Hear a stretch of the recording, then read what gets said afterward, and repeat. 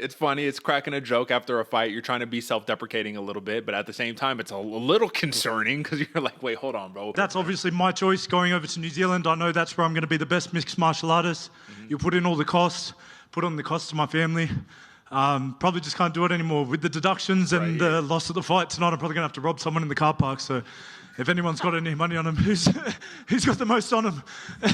Verbatim, right? The transcript with the tax deductions and the loss of the fight tonight, I'm probably going to have to rob someone in the car park. Who got the most on him? And that is the harsh reality. And AJ, this is taking us back to pretty much last week's post show where we're talking about sometimes is it worth it? You go here, you don't get the victory, you leave with half of your paycheck, and then you got tax deductions on top of it. And let's not forget, a lot of these fighters, man, you're not just single college lifestyle eating ramen. You know, we got one bowl and one fork, right? You got a family, you got kids.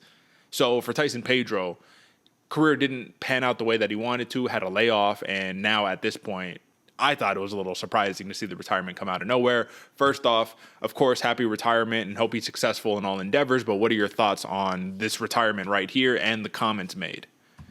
Yeah, I mean, the comments, I feel like that's never going to be an issue that's unsolved. I mean, with the taxes and like you said, losing half your pay and just things going on, people you need to pay, man. It is a rough situation for these fighters that haven't made it to that level where they can start getting sponsorships or other deals of sorts and or just other outcomes coming in, like or other financial outcomes coming in.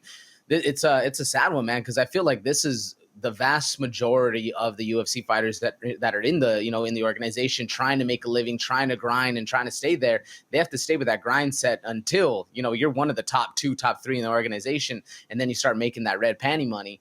It's an interesting one, man. Cause I like Tyson Pedro as a fighter, and was I surprised to see him retire? Yeah, but it makes sense with the whole layoff he had, family, you need to provide, you're not making as much. And like we just showed on the screen, 6-5 in his career, not the best career he could have possibly had.